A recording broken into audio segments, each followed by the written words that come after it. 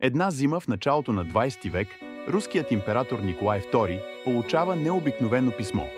То е написано от един добре познат нему човек – Григорий Ефимович Разпутин, мистичен лечител и прорицател от далечен Сибир. За широката общественост той е просто селянин, но за царското семейство е далеч повече. Доверен съветник, изцерител и, според някои, дори духовен водач. Макар да произхожда от скромен произход, Разпутин си спечелва място в самото сърце на имперската власт. Твърди се, че мистичните му дарби помогнали на болния наследник Алексей, синът на Николай II, да се възстанови от поредната тежка криза на хемофилия. Това засилва доверието на императрица Александра към него и от тогава Разпутин се превръща в постоянен обитател на двореца. Но писмото, което Николай получава в онази злокобна зима, ще промени всичко. В писанието си Разпутин заявява: „Императоре на великата руска земя, ако чуеш камбаната, възвестяваща моята смърт, знай, ако са замесени твои роднини, тогава не ще остане никой от семейството ти жив след повече от 2 години. Властелинът на Русия потръпва при тези думи. Само няколко дни по-рано Разпутин е намерил гибелта си, убит в дома на един от придворните аристократи, човек от близкото обкръжение на императорската фамилия. 2 години по-късно съдбата сякаш потвърждава злокобното предсказание. На 8 март 1917 година избухват масови размирици в Петроград. Само седмица след това, на 15 март, под нарастващия натиск Николай II се отказва от трона. Краят на тривековната династия Романови е поставен. В рамките на година цялото царско семейство, заедно с верните им слуги, е екзекутирано в Екатеринбург. Следите от извършеното са старателно заличени. Това, което мнозина не подозират, е, че мрачното писмо до царя не е единственото пророчество на Разпутин. Оказва се, че той е направил още множество предсказания, част от които вече са се сбъднали, а други може би още очакват своето време. Кой всъщност е Григорий Разпутин? Малко фигури в съвременната история съчетават такава мистичност, известност и противоречивост. Името му е вдъхновило книги, филми, песни. Но отвъд сензацията и поп-културните образи, истинският човек остава в сянка. Роден на 21 януари 1869 година в Покровско, село в Тюменска губерния, Западен Сибир, Разпутин е дете на селяни и дълги години остава част от този прост начин на живот. Първите години от живота му са обвити в мъгла. Почти нищо не е документирано. Според някои разкази като млад е бил буен, склонен към конфликти и разпри с съседи и духовници.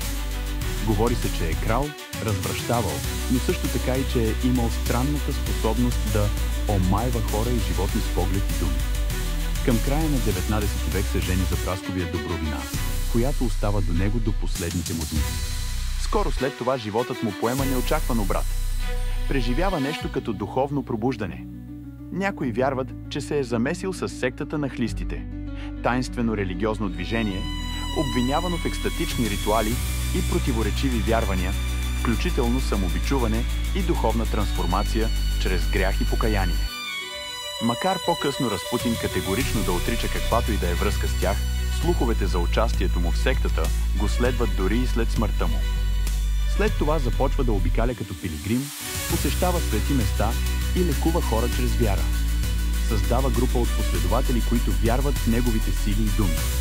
Въпреки слуховете за оргии и богохулства, Разпутин започва да получава подкрепата на духовници, а по-късно и на представители на аристокрацията.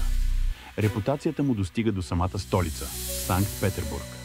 По това време градът символизира разкоша на Руската империя, но под лъскавата фасада се крият социална несправедливост, глад и политическа нестабилност.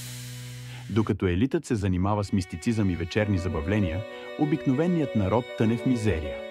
Именно в този момент Разпутин е призован в двореца, заради сина на императорската двойка Алексей, който страда от нелечимата хемофилия. Григорий успява да облегчи страданията на момчето. Чудо, което оставя дълбок отпечатък върху императрицата. Тя го приема като духовен водач, наставник, лечител и дори приятел на семейството. Неговото влияние в двореца нараства до такава степен, че започва да участва косвено в политическите решения. Това предизвиква тревога сред висшата класа. Как може селянин без благородническа титла да управлява чрез думи царицата? Започват опити да бъде дискредитиран. Обвинения за разврат, за злоупотреби, дори за окултни ритуали. Николай II е принуден да го отдалечи, но Александра настоява той да се върне. Този път с още по-голяма власт. Мнозина започват да го виждат като заплаха за стабилността на империята. На 17 декември 1916 година група от висши аристократи организират покушение. Начело са княз Дмитрий Павлович и Феликс Юсупов. Поканват Разпутин на прием в двореца Мойка.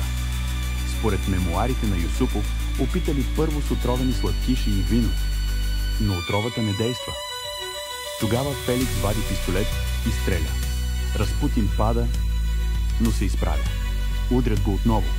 Накрая го хвърлят в замръзналата река Малка Нева, където тялото му е открито по-късно със следа от куршум на челото.